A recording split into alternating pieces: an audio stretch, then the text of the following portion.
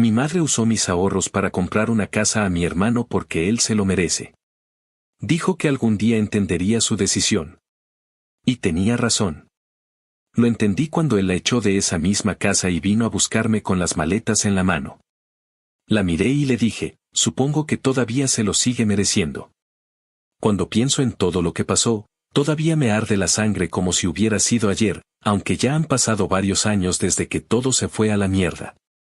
Yo tenía 19 años, estaba en la etapa en la que uno apenas está aprendiendo a moverse en el mundo adulto, con las ganas de salir de la casa de los padres, de tener algo propio y demostrar que no dependes de nadie.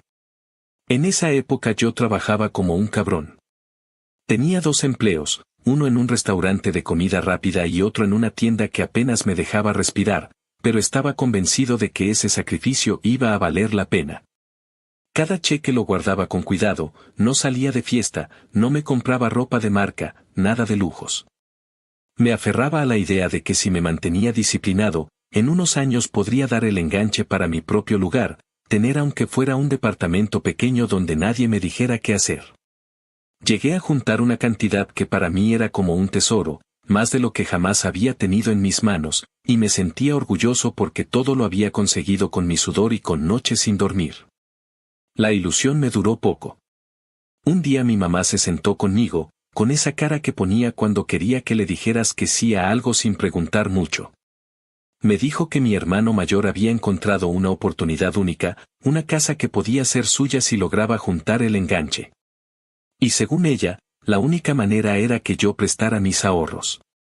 Cuando escuché eso me quedé helado. Le dije que no, que ese dinero era lo único que tenía, que yo también quería salir adelante, que no me mataba en 2 trabajos para que otro disfrutara de lo que yo no había tenido. Ella empezó con su discurso de siempre, que la familia está primero, que yo todavía era joven y tenía tiempo para recuperarme, que mi hermano se lo merecía porque siempre había sido responsable. Que esa casa sería también de todos porque siempre íbamos a ser una familia unida. Yo insistí en que no era justo, y ahí fue cuando sacó las lágrimas, cuando me dijo que algún día iba a entender su decisión, que ahora podía parecer cruel pero en el futuro yo lo iba a ver de otra manera. No supe en qué momento se convirtió en un hecho consumado, pero unas semanas después ya no tenía el dinero. Lo habían usado para pagar el enganche de la casa de mi hermano. Nadie me preguntó, nadie me dio opciones. Me enteré cuando ya todo estaba hecho y sentí como si me arrancaran algo del pecho. Quise reclamarle a mi hermano, pero él, con esa arrogancia que siempre tuvo, me dijo que era lo mejor para todos, que yo algún día lo iba a agradecer. Que él estaba construyendo un hogar y que eso era más importante que cualquier ahorro de un chamaco. Mi papá se mantuvo al margen como siempre, con su silencio de mierda, y yo quedé como el egoísta por no entender el sacrificio que había hecho mi mamá. No voy a mentir, me dolió más de lo que puedo describir. No solo era el dinero, era la traición. Esa sensación de que la persona en la que confiabas más que en nadie podía mirarte a los ojos y robarte sin pestañear, justificándose con palabras vacías sobre el amor familiar. Pasé meses llenos de rabia, sin poder concentrarme en nada, trabajando sin ganas porque ya no tenía el mismo propósito. Mis amigos me decían que demandara, que los denunciara, pero yo sabía que eso solo me iba a destruir más. Así que guardé mi rencor en silencio, jurando que no iba a olvidar. Cada vez que veía a mi hermano en su flamante casa, invitando a todos a asados en el patio, presumiendo lo que tenía, sentía que me escupía en la cara. Y mi mamá aplaudiendo como si hubiera hecho la mejor elección del mundo, repitiendo una y otra vez que yo algún día entendería. Pasaron los años y yo seguí partiéndome la madre. Cambié de trabajos, fui escalando poco a poco, aprendí a manejar mi dinero de nuevo. No confiaba en nadie y no dejaba que nadie me tocara un solo centavo. No olvidé lo que me hicieron, pero aprendí a vivir con la herida abierta. Y entonces llegó el día en que todo dio la vuelta. Mi hermano, el hijo dorado, el que se había llevado mis ahorros, terminó echando a mi mamá de esa misma casa. No sé qué pasó exactamente, si fueron peleas, deudas o simplemente que ya no la aguantaba, pero lo cierto es que un día apareció en la puerta de mi casa con las maletas en la mano. Con esa cara derrotada que nunca le había visto. Me miró como si yo fuera su salvación, esperando que la abrazara y le dijera que todo estaba bien. No lo hice. La miré y recordé cada palabra que me había dicho, cada lágrima falsa con la que me manipuló.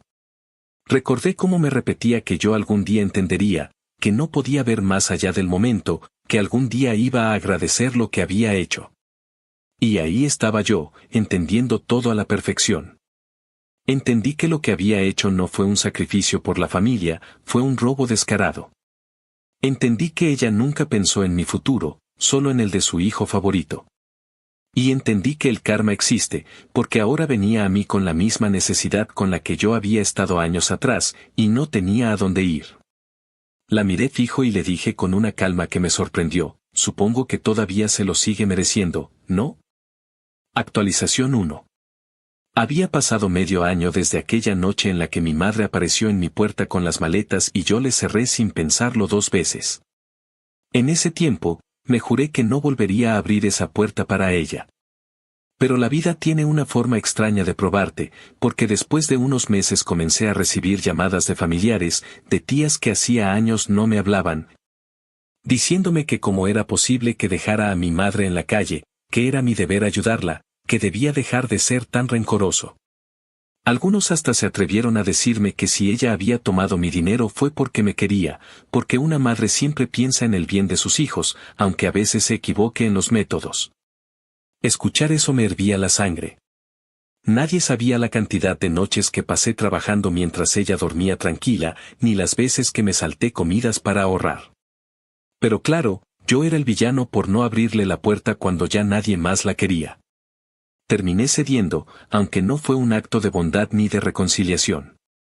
Lo hice por algo muy diferente, necesitaba verla caer en su propia miseria, que entendiera lo que era vivir dependiendo de alguien que no te debía nada. Le abrí la puerta una tarde y le dije que podía quedarse, pero solo temporalmente. No iba a ser gratis. Le aclaré que tendría que pagar una parte del alquiler y que debía buscar trabajo, que no quería verla tirada en el sofá todo el día. Ella, con su voz temblorosa, me prometió que sí, que iba a cambiar, que lo único que necesitaba era un poco de tiempo. Esa noche la vi durmiendo en el sofá con una manta vieja y por un momento me sentí culpable, lo admito, pero la culpa se fue rápido. Bastó con recordarme todo lo que me hizo y la manera tan tranquila con la que me dejó sin nada. Las primeras semanas fueron un infierno disfrazado de calma. Al principio parecía que se esforzaba por mantener las apariencias, lavaba los platos, barría un poco, y hasta cocinaba algo para agradecerme. Pero era solo una fachada. En cuanto sintió que ya podía relajarse, volvió a ser la misma de siempre. Pasaba el día viendo televisión, haciendo llamadas a sus amigas para contar lo difícil que era vivir conmigo, y hablando de cómo la vida da muchas vueltas. Yo la escuchaba desde mi habitación y me mordía la lengua para no decirle que la vida le estaba dando la vuelta precisamente por todo lo que hizo. El dinero del alquiler nunca llegó. Cada vez que se lo recordaba me decía que estaba en eso, que estaba buscando trabajo, que había llenado solicitudes en varios lugares, pero nunca la vi salir realmente a hacer algo. Empecé a dejarle notas con los anuncios de empleo que encontraba, y ella simplemente los ignoraba. A veces me decía que nadie contrataba a una mujer de su edad, que estaba enferma, que se sentía cansada. No pasaron ni 2 meses cuando su discurso cambió completamente, ahora era yo el que tenía que ayudarla como buen hijo, que si ella me crió, lo mínimo que podía hacer era cuidarla. Recuerdo una noche en particular, una de esas en las que llegué del trabajo agotado. Me encontré con que había usado mis cosas de cocina sin pedirme permiso y dejó todo tirado.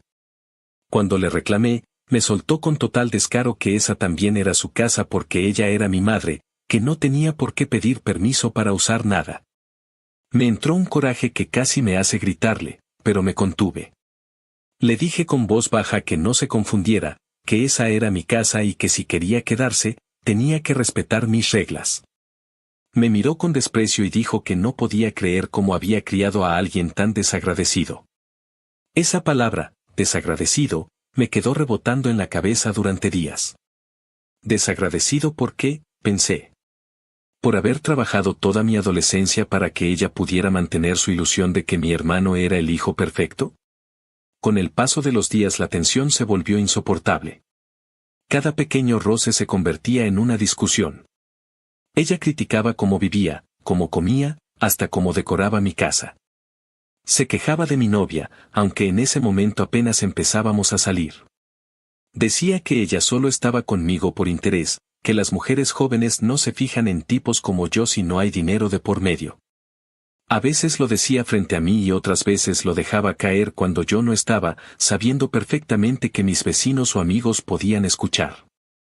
Me di cuenta de que lo hacía con intención, como una forma de humillarme, de recordarme que todavía podía meter su veneno en mi vida. Una vez le pedí que no hablara así de mi pareja y me respondió que estaba tratando de protegerme, que ella ya había visto ese tipo de mujeres muchas veces y que si no la escuchaba, luego no me quejara cuando me rompieran el corazón. Sentí ganas de reírme en su cara. ¿Protegerme? La misma persona que me dejó sin mis ahorros, hablando de protegerme. Le dije que no necesitaba su consejo ni su opinión sobre mi vida personal, y se ofendió como si le hubiera escupido en la cara. Pasó 3 días sin dirigirme la palabra, lo cual fue lo más tranquilo que había estado la casa desde que llegó. A veces, cuando llegaba del trabajo y la encontraba viendo televisión, me daba cuenta de que no había hecho nada en todo el día. Los platos sucios se acumulaban, el baño estaba hecho un desastre, y ella se limitaba a decir que tenía dolor de cabeza o que se sentía mal. Pero cuando hablaba por teléfono con mis tías, era otra historia. Les contaba que trabajaba mucho, que yo era un hombre frío y que la tenía viviendo como una sirvienta. Decía que no la dejaba descansar, que apenas comía. Era una actriz de primera. Incluso una de mis tías me llamó para preguntarme si era cierto que mi madre dormía en el suelo porque yo no le daba un lugar decente. En ese momento comprendí que no solo me estaba robando la paz, también estaba intentando destruir mi reputación dentro de la familia. La situación llegó a un punto en el que mi novia dejó de venir. Me decía que no aguantaba el ambiente, que mi madre la hacía sentir incómoda, que siempre la miraba con una mezcla de juicio y desprecio. Una vez escuché a mi madre decirle a ella que no duraría mucho conmigo porque los hombres como yo aburren. Ese día discutí tan fuerte con mi madre que terminé saliendo a caminar solo por horas. Cuando regresé, ella actuaba como si nada hubiera pasado, me ofreció una taza de café y me dijo que no entendía por qué me tomaba todo tan en serio, que las familias discuten y luego se perdonan. Lo dijo con una calma que me dio más rabia que cualquier grito. Poco a poco, empecé a evitar estar en la casa. Salía temprano y volvía tarde. A veces dormía en el coche para no tener que verla. Ella, por su parte, empezó a traerme gente de la iglesia para que me hablaran de perdón y reconciliación. Era su nueva táctica, intentar que me sintiera culpable. Me hablaban como si yo fuera un hijo cruel que había abandonado a su madre, sin saber ni la mitad de la historia. Una noche, uno de esos tipos le dijo frente a mí que ella era un ejemplo de madre que no se rendía con su hijo rebelde. Me mordí la lengua para no decirle que esa madre ejemplar había usado los ahorros de su propio hijo para favorecer al otro. Todo explotó una noche cualquiera, cuando llegué a casa y encontré a mi madre revisando mis cosas. Tenía abierta una caja donde guardaba documentos y algunos billetes que usaba para emergencias. Cuando le pregunté qué hacía, me dijo que solo estaba ordenando. No le creí. Le pedí que se apartara, tomé la caja y la cerré con llave. Ella me gritó que no confiaba en ella, que la trataba como una ladrona. Y ahí perdí el control. Le dije que no era que la tratara como una ladrona, sino que lo era, y que si no lo recordaba podía volver a contarle lo del dinero que me robó. Se quedó callada unos segundos y luego me dijo con una voz seca que lo que hizo fue por amor, que no lo entendía porque yo no sabía lo que era sacrificarse por alguien. Le respondí que su idea de amor estaba podrida, que su sacrificio fue destruirme para salvar su conciencia. Esa noche dormí en el coche. A la mañana siguiente me encontré una nota en la mesa que decía que se iba a quedar porque no tenía otro lugar. Ni disculpas, ni explicaciones. Solo esa frase seca. Y fue en ese momento cuando entendí que ella nunca iba a cambiar. Que mi madre había decidido que su papel en mi vida sería el de recordarme constantemente cuánto podía herirme y salirse con la suya. No me quedaba duda, si la dejaba, iba a terminar odiando mi propia casa tanto como la odié a ella. Actualización 2. Había pasado un año desde que mi madre se mudó a mi casa y la convivencia se había convertido en un suplicio que parecía no tener fin. En ese tiempo intenté mil formas de hacerla entrar en razón, pero nada funcionaba. Siempre encontraba la manera de voltear las cosas, de hacerse la víctima o de recordarme que, sin importar lo que dijera o hiciera, ella seguía siendo mi madre y que eso le daba derecho a todo. Yo trataba de mantener la calma, de pensar que eventualmente conseguiría trabajo o se iría por su cuenta, pero con el paso de los meses entendí que no tenía la menor intención de hacerlo. Había aprendido a manipular el sistema, a vivir a costa de la culpa ajena, y yo me había convertido en su nuevo proveedor, su rehén emocional. Lo más frustrante era ver cómo lo hacía sin remordimiento alguno, como si realmente creyera que tenía derecho a usarme.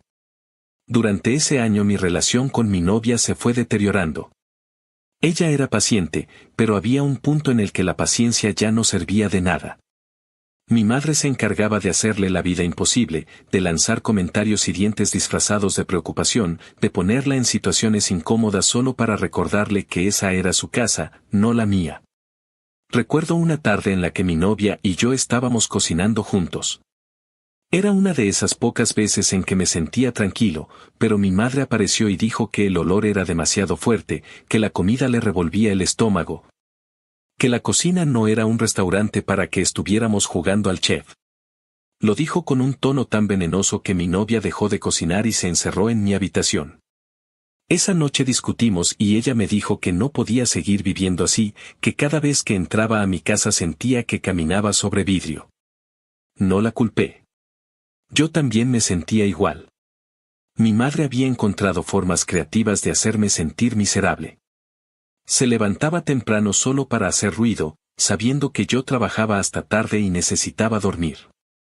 A veces escondía mis cosas, y cuando le preguntaba me decía que no tenía idea, pero luego las encontraba en los lugares más absurdos.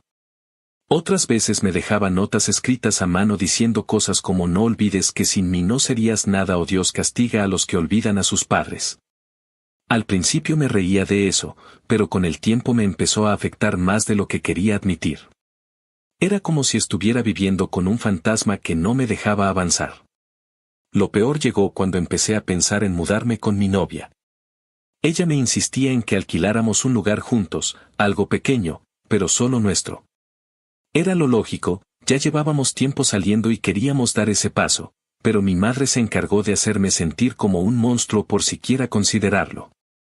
Me dijo que si la dejaba sola sería el mismo tipo de persona que mi hermano, que la había echado a la calle sin mirar atrás. Le respondí que no era lo mismo, que ella podía buscar un lugar o quedarse con alguna tía, pero ella empezó con su teatro. Se encerró en su cuarto y pasó días sin comer, o al menos eso decía. Me mandaba mensajes diciendo que si algo le pasaba sería mi culpa.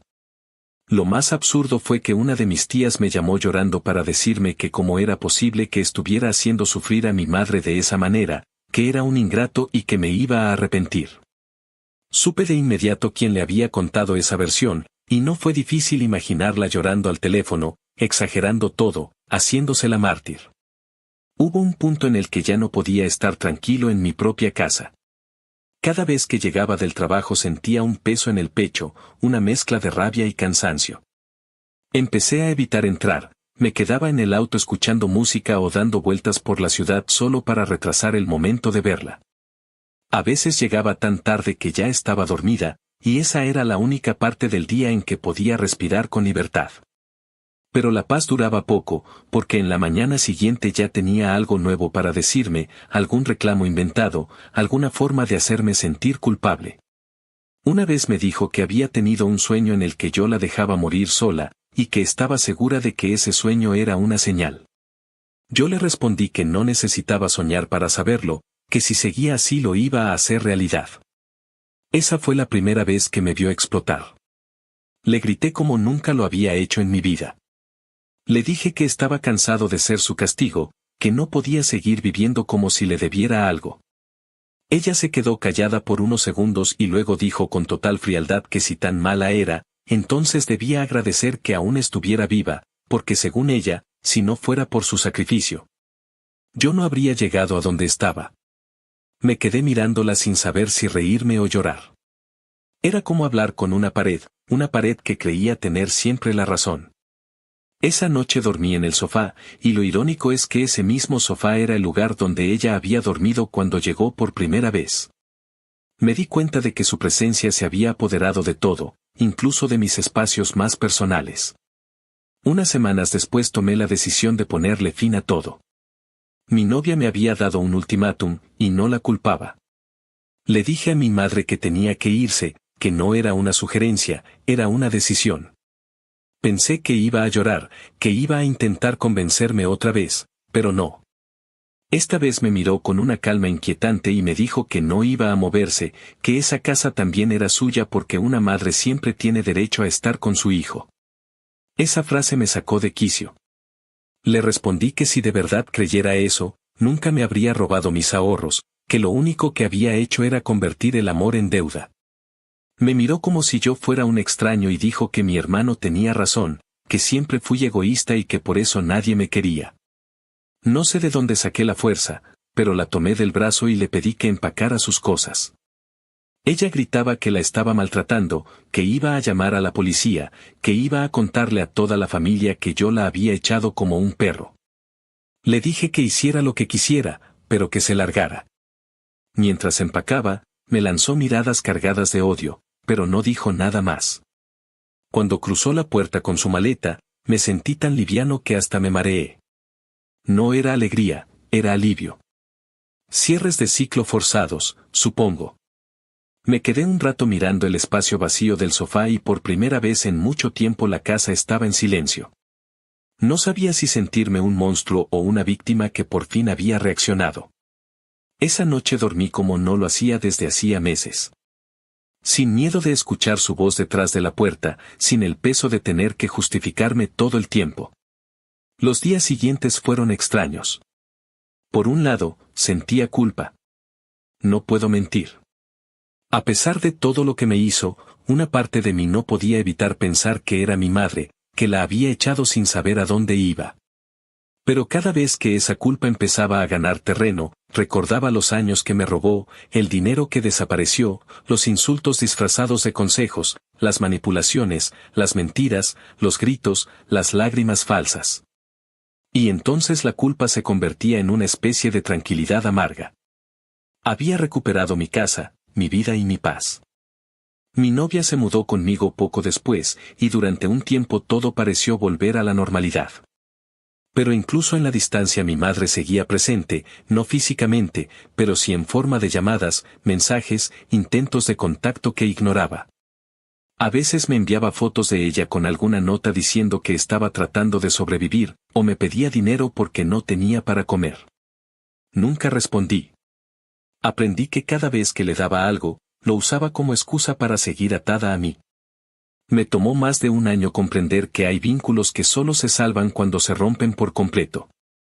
Y aunque duele admitirlo, echarla fue la única decisión realmente correcta que he tomado respecto a ella. Por primera vez desde que era adolescente, sentí que mi vida me pertenecía otra vez.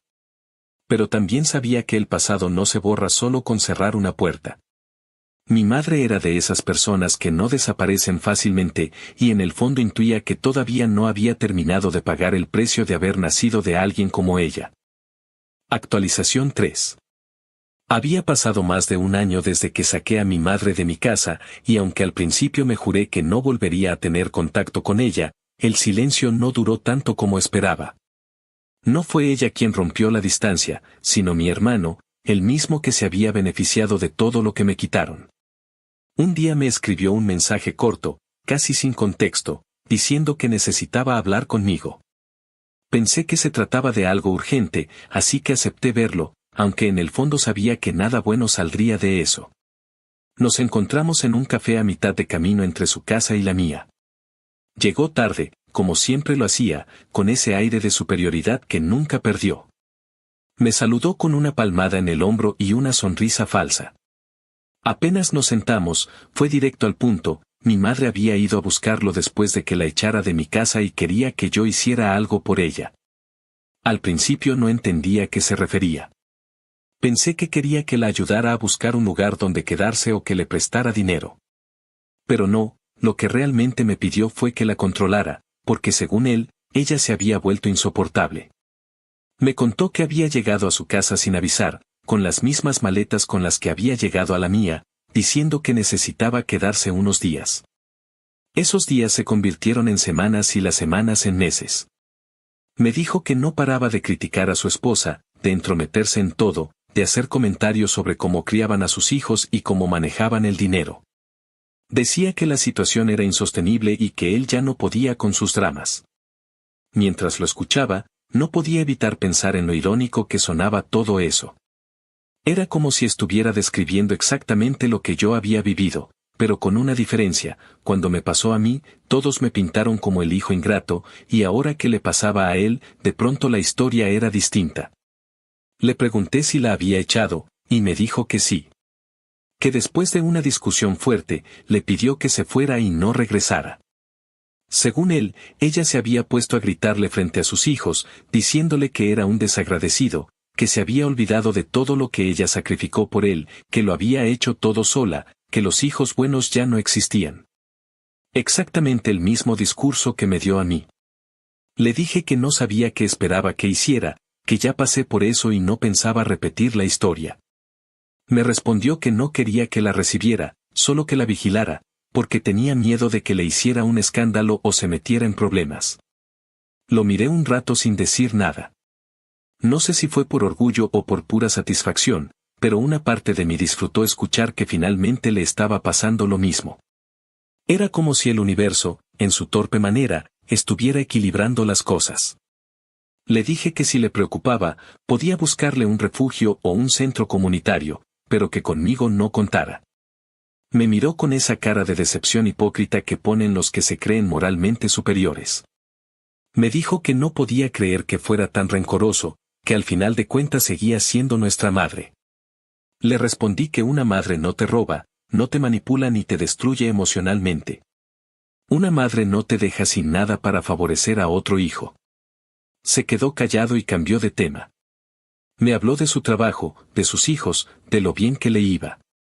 Yo lo escuchaba con una mezcla de indiferencia y desprecio. Era el mismo tipo de conversación vacía que usaba para recordarte que él estaba mejor que tú.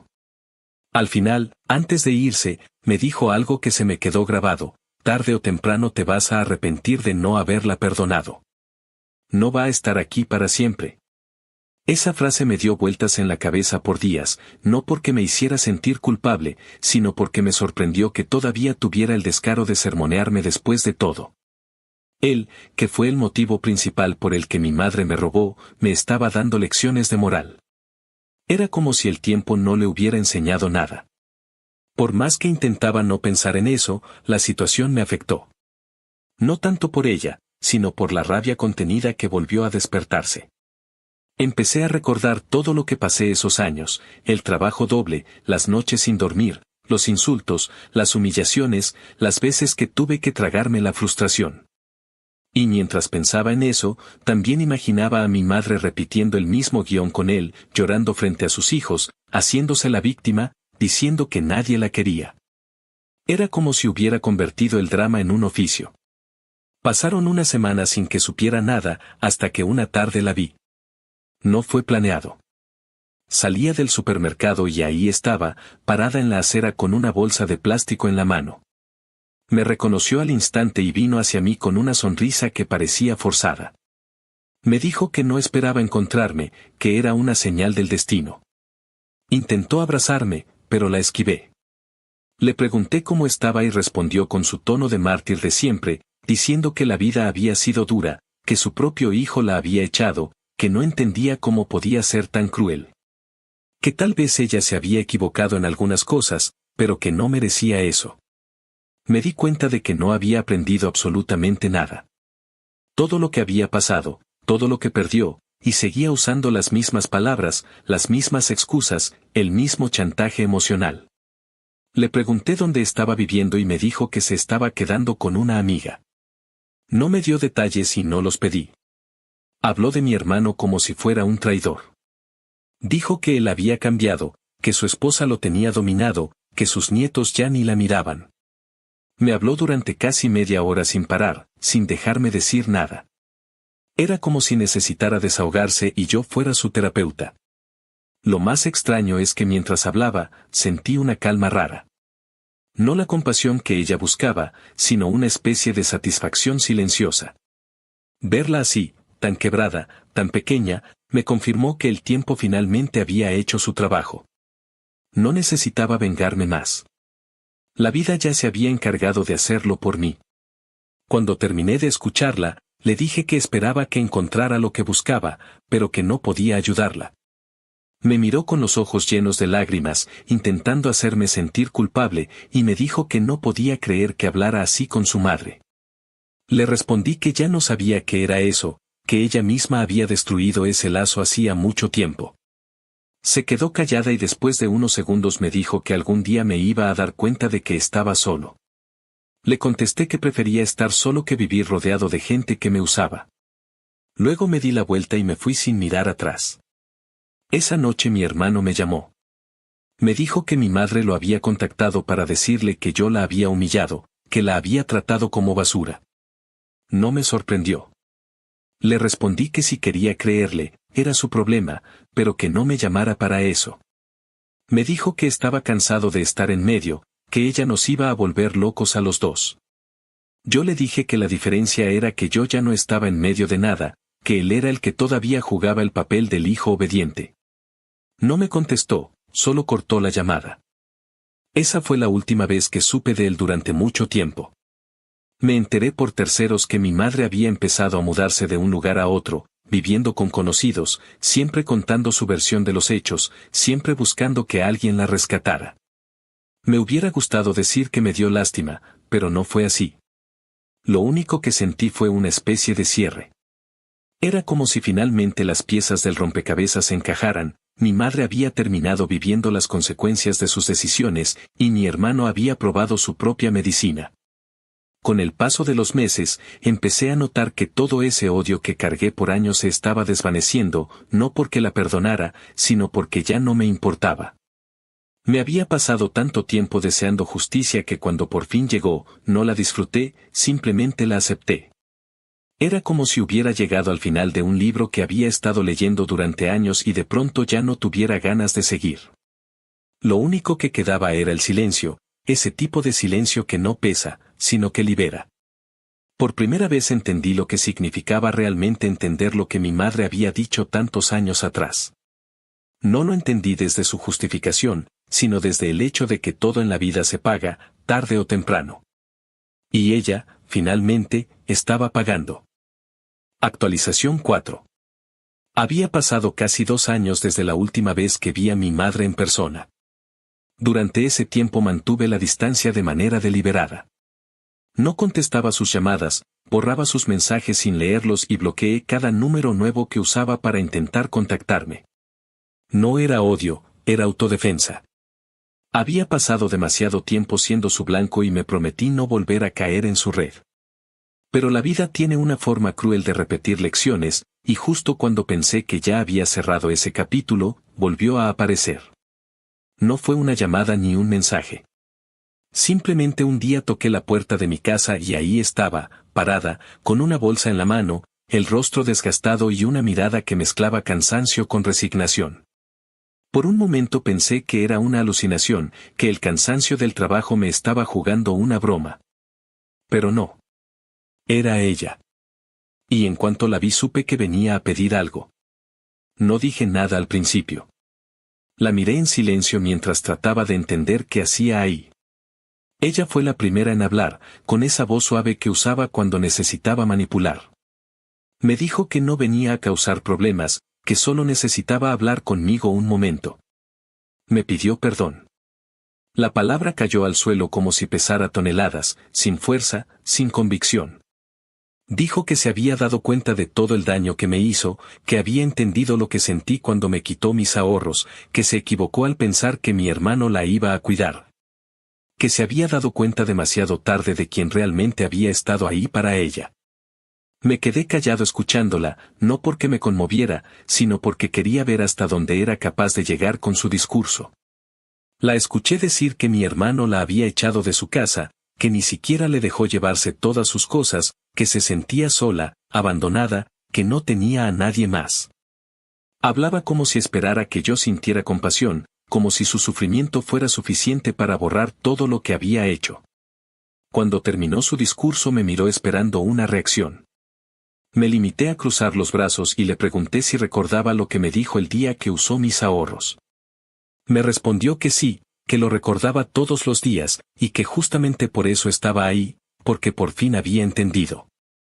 No pude evitar reírme, pero no fue una risa de diversión, sino de incredulidad. Le dije que era curioso que su iluminación llegara justo cuando ya nadie más la quería en su casa. Le pregunté si se dio cuenta de lo que había hecho solo porque la vida le quitó todo lo que había dado por sentado. No respondió. Bajó la mirada como si esperara que yo llenara el silencio con algún gesto de perdón. Pero no había nada que perdonar. Le dije que el problema no era que se hubiera equivocado, sino que nunca le importó a quien dañaba con sus decisiones. Que toda su vida había sido una cadena de justificaciones para no asumir sus errores. Que no me importaban sus lágrimas ni sus palabras, porque ya las había escuchado demasiadas veces. Se quedó quieta, sin decir nada, y por un instante la vi realmente frágil, envejecida, sin la energía con la que antes me manipulaba. Me di cuenta de que ya no tenía el mismo poder sobre mí. Eso me dio una extraña sensación de paz. Me pidió que la dejara entrar, que solo quería descansar un rato, que no tenía a dónde ir. Le respondí que no, que esa casa ya no era su refugio. Le recordé que cuando vivió conmigo no respetó mis reglas, que me hizo la vida imposible, que intentó destruir lo poco que había construido. Le dije que no iba a repetir esa historia. Me miró con lágrimas en los ojos y dijo que no entendía cómo podía ser tan frío con mi propia madre. Le contesté que el frío no nace solo, que se aprende, y que si yo me había vuelto así era porque ella me enseñó cómo. Se quedó en silencio un rato y luego cambió de tono. Pasó de la súplica al reproche, como si su paciencia se hubiera acabado. Me dijo que algún día me iba a arrepentir, que cuando ella muriera me iba a doler no haberla perdonado, que Dios castiga a los hijos que rechazan a sus padres. Escuchar eso me dio una mezcla de rabia y risa amarga. Le dije que si existía un Dios tan justo como decía, entonces él sabía perfectamente quién había hecho qué. Que si el castigo existía, no me preocupaba, porque yo ya había pagado el mío. Le pedí que se fuera antes de que me hiciera perder la calma. Me dio un último vistazo, el mismo que me daba cuando era niño y sabía que había ganado una discusión, pero esta vez su mirada no tenía fuerza. Se giró, caminó hacia la calle y desapareció. Durante los días siguientes estuve inquieto. No por culpa, sino por la extraña sensación de cierre. Era como si todo hubiera llegado a su punto final sin necesidad de un drama mayor. Sin embargo, unas semanas después empecé a recibir llamadas de mi hermano. Al principio las ignoré, pero insistía tanto que terminé contestando. Me dijo que mamá estaba mal, que no tenía dónde quedarse y que la familia lo estaba presionando para que hiciera algo. Le respondí que no me involucraran. Me dijo que yo era cruel, que no podía creer que fuera capaz de dejarla tirada así. Le recordé, con la calma más calculada que pude, que yo también estuve tirado una vez, sin dinero ni ayuda, y que nadie se preocupó por mí entonces. Se quedó callado y colgó. No volví a saber de él por un tiempo. Lo que sí supe, por un primo, fue que mi madre terminó quedándose en un pequeño departamento alquilado a medias con otra mujer. Vivía con lo justo, sin comodidades, dependiendo de la buena voluntad de esa vecina para comer. No me alegró, pero tampoco me dio pena. Era simplemente una consecuencia. A veces la justicia no llega como uno espera, llega de forma silenciosa, sin estridencias, y deja a cada quien exactamente donde debe estar. Pasó un tiempo antes de que volviera a pensar en ella. Un día, sin buscarlo, encontré una caja vieja con papeles y fotos. Entre ellas había una de cuando yo era niño, abrazándola en el jardín de nuestra casa. En la foto se la veía feliz, y por un instante me pregunté en qué momento se había torcido todo. Tal vez siempre fue así y yo solo lo descubrí cuando crecí. Guardé la foto otra vez y la caja volvió al armario. No me interesaba reescribir el pasado. Años atrás, mi madre me había dicho una frase que me quedó grabada: algún día vas a entender. Y tenía razón. Lo entendí, pero no de la forma en que ella imaginaba. Entendí que el amor no borra las heridas, que la sangre no garantiza lealtad, que hay padres que no saben cuidar y que hay hijos que aprenden a sobrevivir a pesar de eso. Entendí que el perdón no siempre es necesario para sanar, y que a veces la verdadera paz viene de aceptar que ciertas relaciones están destinadas a romperse. Esa noche dormí tranquilo. No por haberla perdonado, sino porque por fin supe que no la odiaba. Ya no quedaba espacio para eso. El rencor se había disuelto con el tiempo, y lo único que quedaba era una especie de indiferencia serena. Al final, ella había construido su destino con las mismas manos con las que destruyó el mío. No necesitaba castigarla ni recordarle nada más. La vida ya se había encargado de hacerlo. Cuando cerré los ojos pensé en su rostro al irse aquella tarde, cansado, sin fuerza, sin esperanza. No sentí placer ni pena. Solo entendí que así debía terminar. Porque hay personas que nunca aprenden a valorar el daño que hacen hasta que se ven solas, enfrentadas al eco de sus propias decisiones. Y mi madre, por fin, estaba escuchando el suyo. Actualización final. Habían pasado varios años desde la última vez que vi a mi madre en la puerta de mi casa. Desde entonces, la vida siguió su curso, aunque no puedo decir que fuera una transición tranquila. La distancia que tomé de ella se mantuvo firme, y con el tiempo, incluso las llamadas de los familiares entrometidos se fueron apagando. Era como si todos hubieran aceptado que la relación estaba rota sin remedio. En ese silencio, aprendí a vivir con la paz que tanto me había faltado. Me concentré en mi trabajo, en mi pareja, en construir una vida donde nadie pudiera volver a pisotearme. No fue fácil. Durante mucho tiempo me acompañó la sombra de lo que había pasado, la voz de mi madre colándose en mis pensamientos en los momentos más inesperados, recordándome que incluso la libertad puede doler. Pero esa incomodidad era preferible a la asfixia que había sentido durante años. Mi hermano, en cambio, siguió su propio camino. Nos veíamos de vez en cuando en reuniones familiares, esas a las que iba solo por compromiso. Nunca volvimos a hablar de mi madre. A veces, en medio de una conversación trivial, alguien mencionaba su nombre y él simplemente desviaba la mirada o cambiaba el tema. Había aprendido a fingir que el tema no existía, igual que yo. Pero la verdad es que ninguno de los dos estaba completamente libre de ella. Aunque no lo decíamos, ambos sabíamos que su sombra seguía flotando entre nosotros, silenciosa pero constante.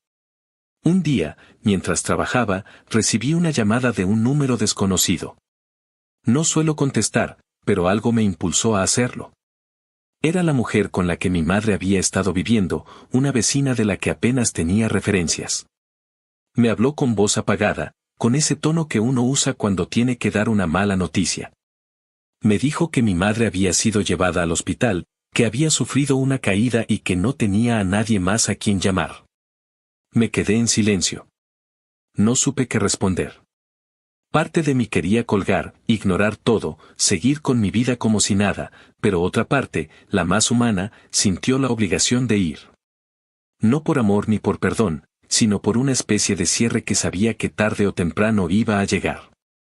Fui al hospital sin avisar a nadie.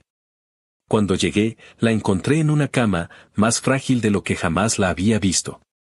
Tenía la mirada perdida, como si ya no reconociera el mundo que la rodeaba.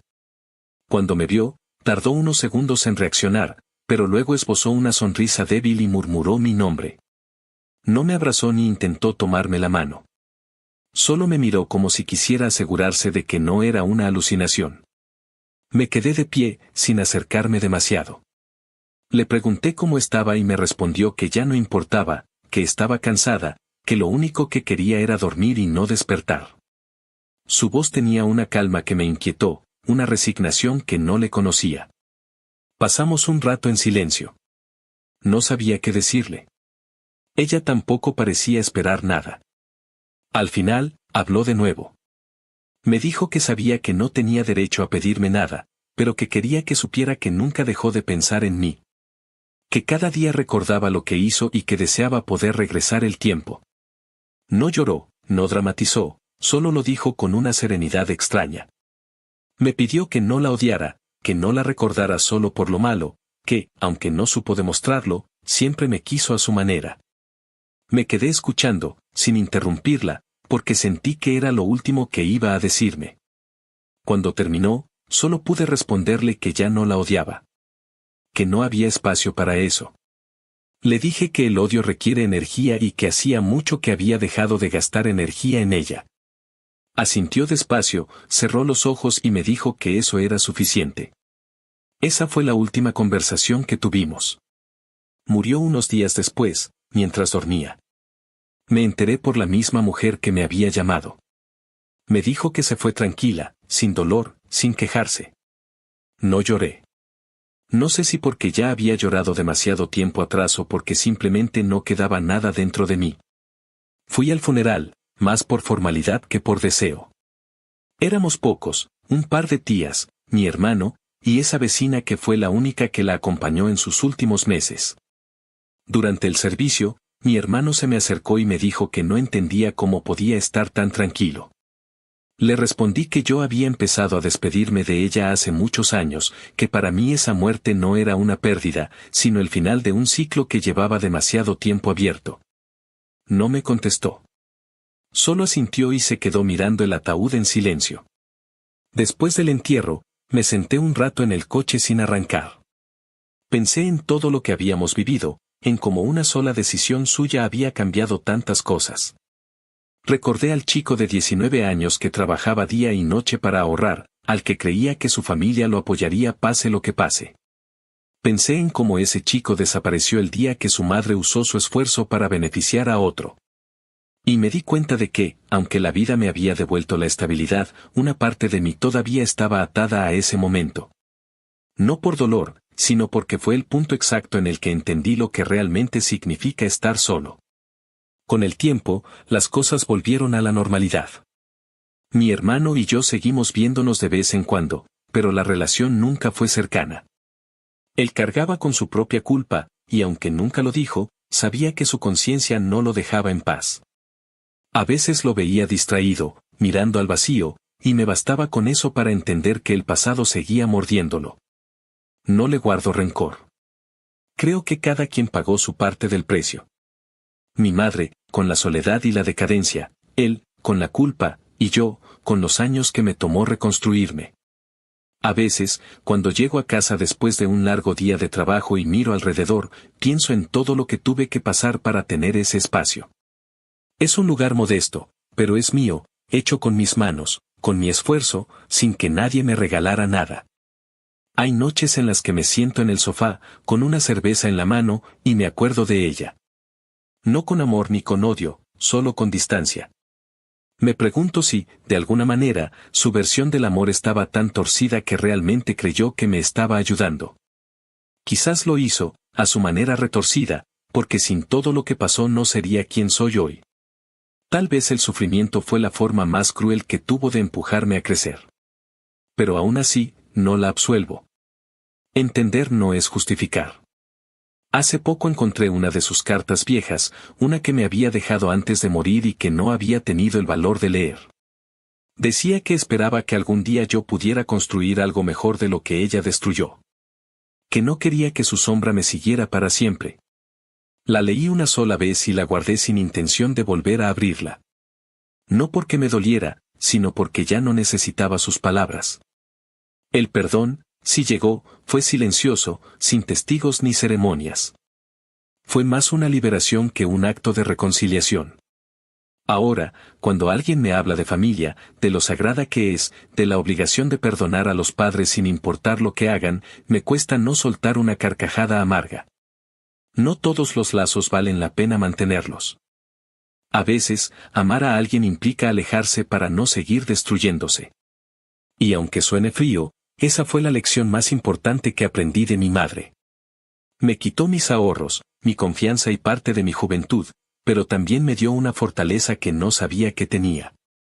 Me enseñó a poner límites, a reconocer la manipulación, a no dejar que el amor se use como excusa para el abuso. Nunca volví a visitar su tumba. No porque la odie, sino porque no necesito hacerlo. Ella ya está en el lugar que le corresponde, en mi pasado, en esa parte de la historia que me convirtió en quien soy, pero que ya no controla mi presente. A veces pienso que, si existiera una forma de hablarle una última vez, solo le diría una cosa, que finalmente entendí lo que quiso decir cuando me aseguró que algún día comprendería su decisión. Lo entendí, sí, pero no de la manera que ella esperaba. Lo entendí el día que se quedó sin casa, sin familia, sin nadie a quien manipular, y vino a tocar mi puerta con las maletas en la mano. Lo entendí cuando la miré y le dije que supongo que él todavía se lo sigue mereciendo. Y en ese momento, sin saberlo, me liberé para siempre de todo lo que me ataba a ella.